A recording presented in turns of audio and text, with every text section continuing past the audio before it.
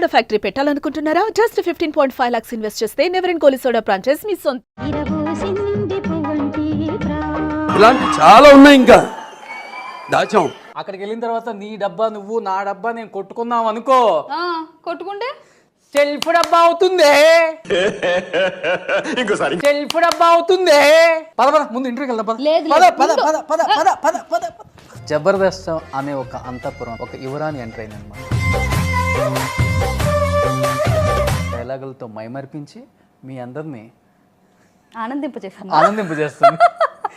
ఉద్యానవనంలో వాళ్ళు చేరలేదు, అడ్జస్ట్ అవ్వండి పాపం. సత్య పెద్ద ఫ్యామిలీ బ్యాక్గ్రౌండ్, కొన్ని కోట్లకి ఆస్తులు ఉన్నాయని చెప్పి విన్నాను. మంచి బ్యాక్గ్రౌండ్ నుంచే వచ్చాను. అలా పర్సనల్గానే సత్య, లేకపోతే ఫిజికల్గా కూడా ఏమైనా ప్రాబ్లమ్స్ ఫేస్ చేయాల్సి? ఎంతోమంది అంటే నేను అడిగే క్వశ్చన్కి కారం కొట్టేసి టక్కలు లేచి వెళ్ళిపోతారు. కాలేజ్ టైంలో కానీ స్కూల్ టైంలో కానీ ఏమన్నా ప్రపోజల్స్ వచ్చాయా? బట్ ఇంకేం ఇంకేం ఇంకేం కావాలి, చాలే ఇది చాలే. నవ్వకండి, సీరియస్ మ్యాటర్. జబర్దస్త్ సత్యానాల కామెడీ స్టార్ సత్యానాల ఇప్పుడు ఎప్పటికీ నేను జబర్దస్త్ సత్యశ్రీని అందరికి. వీళ్ళు నీ మీద చంద్ర మీద కూడా కొన్ని వినాల్సి వచ్చింది. మీరు రిలేషన్లో ఉన్నారని, ఇద్దరి మధ్య ఏదో సాగుతుందని. నిజం చెప్తున్నా, తవ్వగానే మాకు రూమ్లో ఉంటుంది అనమాట ఆయన.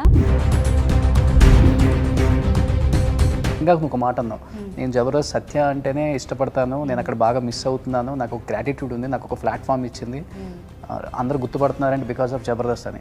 సో ఇవన్నీ మైండ్లో ఉన్నప్పుడు అక్కడి నుంచి రావు కదా, ఏంటి గట్టి రీజన్ ఏంటి బయటికి రావడానికి? మరి ఆయన వచ్చేయడం వల్ల వచ్చామని. జబర్దస్త్ నుంచి బయటకు వచ్చిన అందరు ఆర్టిస్టులు కూడా రకరకాలుగా ఆ షో మీద ఆరోపణలు చేశారు ఈ మధ్యకాలంలో. బిఫోర్ చూసుకుంటే ఎగ్జాక్ట్ రీజన్ అంటే ఏమని చెప్తావు అసలుకి? ఎన్నో వస్తున్నాయి, నేను వీటిని నేను తక్కువ చేసి మాట్లాడలే. సుధీర్ అండ్ అనసూయ ఎందుకు వచ్చారంటే రీజన్ ఏం చెప్తావు? నేను సేఫ్ అవ్వడానికి నేను ఆన్సర్ చెప్పట్లేదు, మొక్క మీద చెప్తాను, నేను క్లారిటీగా ఉంటా. బట్ మనం కొంచెం ఎస్టాబ్లిష్ అయిపోయిన తర్వాత అలా వచ్చిపోయే క్యారెక్టర్స్ కానీ వెనక నిలబడే క్యారెక్టర్స్ కానీ వచ్చినప్పుడు కొంచెం పెయిన్ అనిపిస్తుంది. ఈ లైఫ్లో జరిగింది కదా, నేను కొన్ని సినిమాలో చూశాను నిన్ను. ఎంతసేపు వాళ్ళకి రావడం ఉంది కదా, బ్యాక్గ్రౌండ్ వచ్చేస్తుంది. ఈ ఆఫీస్కి ఫోటోలు పట్టుకుని తిరిగా నేను, బావా ఒకసారి రావా, వాయిస్ కెలా వీడియో కదా.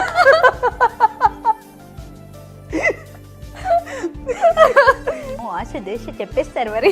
ఇదేనా జబర్దస్త్లో కామెడీ చేసేది? మేము కూడా ఇక్కడ కూర్చొని కామెడీ చేయగలం. అబ్బా ఓకే.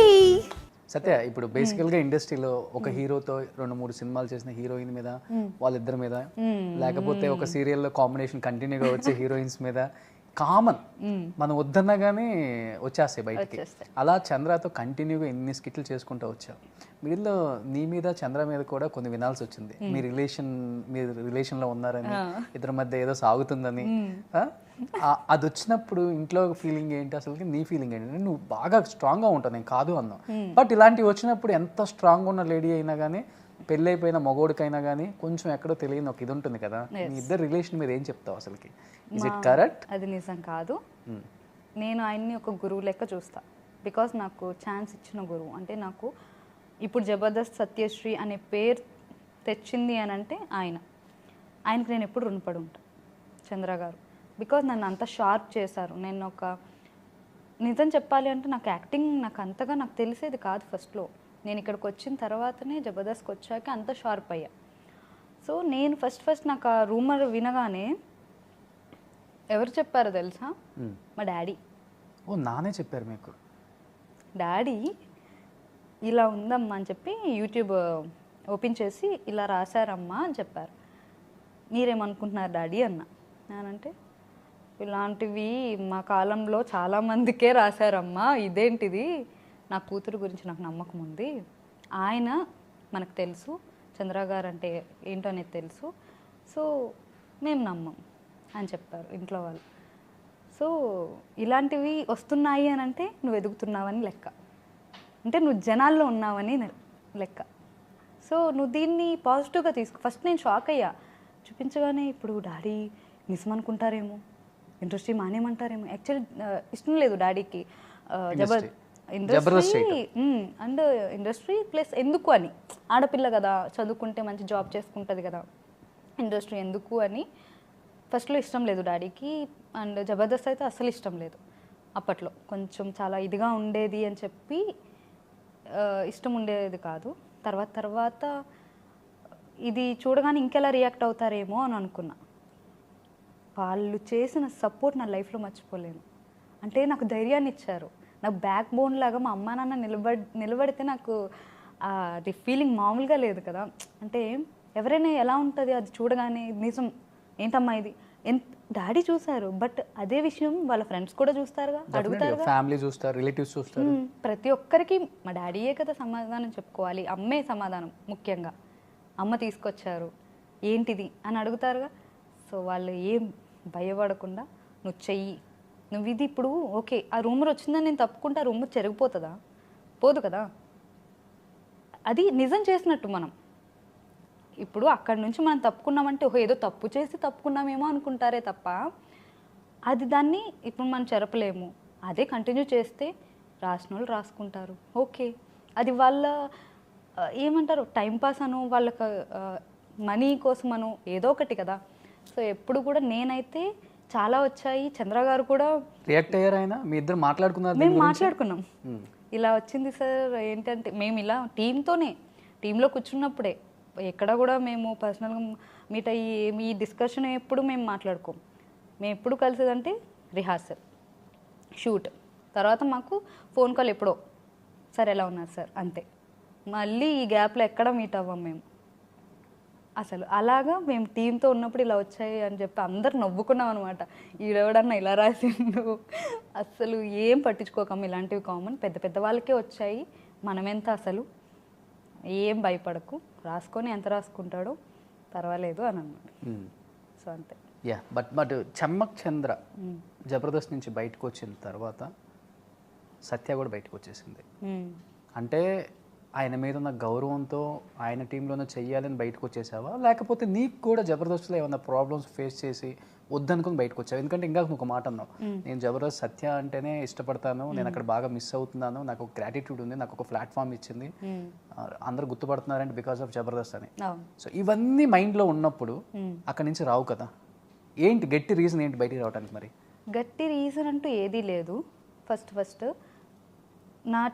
నాకు అవకాశం ఇచ్చిన చంద్ర గారు, నా గురువు, ఆయన బయటకు వెళ్ళిపోయారు. నేను అప్పటిదాకా వేరే స్కిట్లో కూడా నేను చేయలేదు. సో నేను ఒక్కదానే కాదు నేను బయటకు వచ్చింది, నా టీంలో నేను, పవన్ అండ్ ఇంకా చాలామంది బయటకు వచ్చేసారు. సో నేను ఒక్కదాన్నే రాలేదు.